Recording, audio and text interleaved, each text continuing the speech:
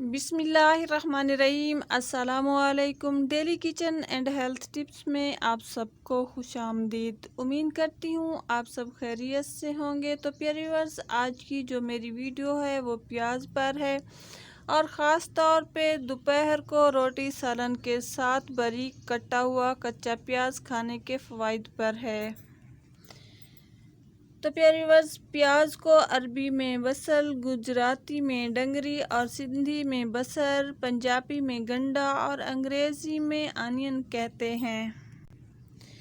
4-5 دن کچا پیاز کھانے سے پیٹ کے کیڑے مر جاتے ہیں۔ پیاز بلڈ پریشر، دل، معدے کی بیماریوں اور فالج اور قبض سے محفوظ رکھتا ہے۔ قوت بقا کو بڑھانے کے لیے پیاز کا استعمال دوپہر کے کھانے کے ساتھ کرنا چاہیے۔ اس کا باقاعدگی سے استعمال ازدواجی زندگی کو خوشحال بناتا ہے۔